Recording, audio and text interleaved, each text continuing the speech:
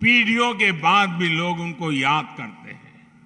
साथियों, जैसे रूपाला जी गर्व से कह सकते हैं कि वो आजीवन शिक्षक हैं, मैं स्वयं में शिक्षक नहीं हूं, लेकिन मैं गर्व से कहता हूं कि मैं एक आजीवन विद्यार्थी हूं।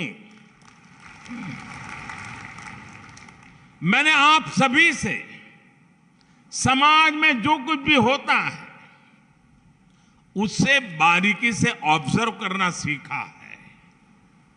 आज प्राथमिक शिक्षकों के इस अधिवेशन में अपने इन्हीं अनुभवों को मैं आज जरा जी भर करके आपके सामने कुछ कहना चाहता हूं।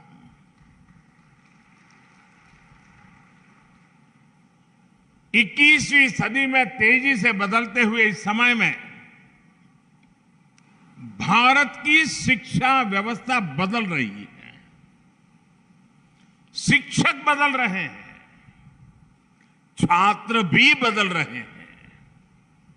ऐसे में इन बदलती हुई परिस्थितियों में हम कैसे आगे बढ़े, ये बहुत अहम हो जाता है।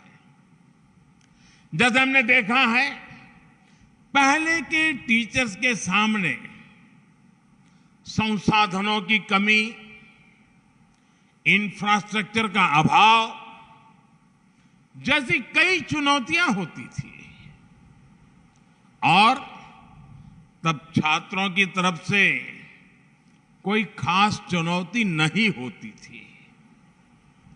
आज टीचर्स के सामने से संसाधन और सुविधाओं की जो कमी थी, वो जो समस्याएं थी, वो धीरे धीरे दूर हो रही है। लेकिन आज की पीढ़ी के बच्चे, छात्र, उनकी जो जिज्ञासा है, उनका जो कौतूहल है, वे मां बाप के साथ साथ टीचर्स के लिए भी एक बहुत बड़ी चुनौती, चैलेंज लेकर आया है। ये छात्र आत्मविश्वास से भरे हुए हैं, ये छात्र निडर हैं और उनका स्वभाव 8 साल की उम्र का, 9 साल की उम्र का छात्र भी टीचर को चुनौती देता है। वो शिक्षा के पारंपरिक तौर तरीकों से कुछ नई चीजें उससे पूछता है, बात करता है। उनकी जिज्ञासा शिक्षकों की चुनौती देती है और वो पाठ्यक्रम और विषय से बाहर जाकर उनके सवालों को जवाब दे। यहां बैठे हुए वर्तमान टीचर वर्तमान बच्चों से रोज अनुभव करते होंगे, वो ऐसे सवाल लेकर के आते होंगे, आपको भी बड़ा मुश्किल हो जाता होगा। छात्रों के पास इंफॉर्मेशन के अलग अलग स्रोत हैं, इसने भी शिक्षकों के सामने खुद को अपडेट रखने की चुनौती पेश की है। इस चुनौतियों को एक टीचर कैसे हल करता है, इस पर हमारी शिक्षा व्यवस्था का भविष्य निर्भर करता है। और सबसे अच्छा तरीका यह है कि इन चुनौतियों को पर्सनल और प्रोफेशनल ग्रोथ के अवसर के तौर पर देखा जाए। ये चुनौतियां हमें लर्न, अनलर्न और रीलर्न करने का मौका देती है। इन्हें हल करने का एक तरीका यह है कि शिक्षण के साथ साथ स्वयं को छात्र का गाइड और मेंटर भी बनाएं। आप भी जानते हैं कि गूगल से डेटा मिल सकता है, लेकिन डिसीजन तो खुद ही लेना पड़ता है। एक गुरु ही छात्र को गाइड कर सकता है कि वो अपनी जानकारियों का सही उपयोग कैसे करें। टेक्नोलॉजी से इंफॉर्मेशन मिल सकती है, लेकिन सही दृष्टिकोण तो शिक्षक ही दे सकता है।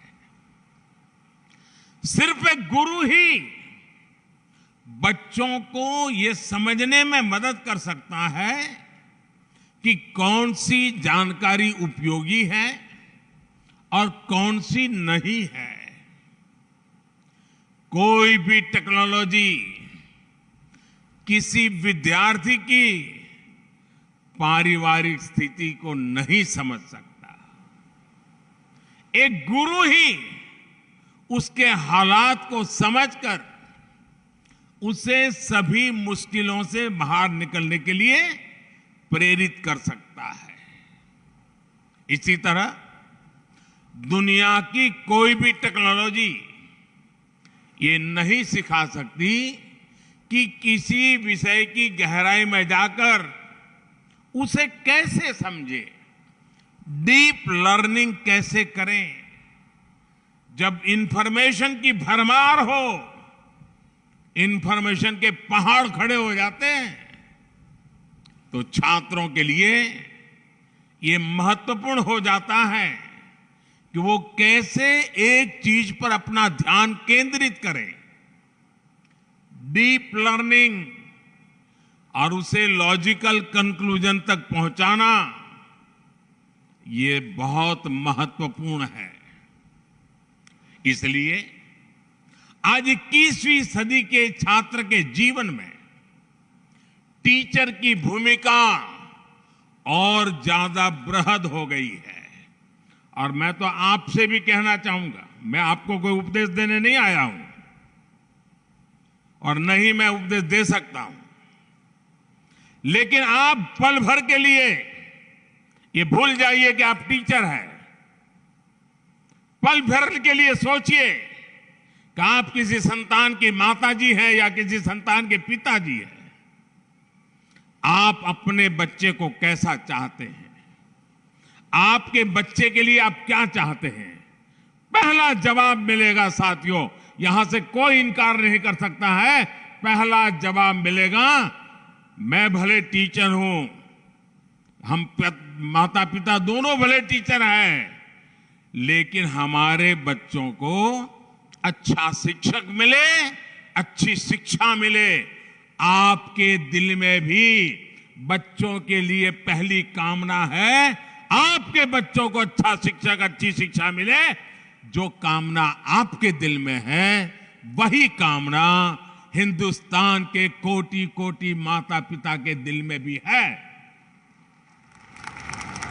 जो आप अपने बच्चों के लिए चाहते हैं, वो हिंदुस्तान का हर मां बाप अपने बच्चों के लिए चाहता है और वो आपसे उम्मीद करता है।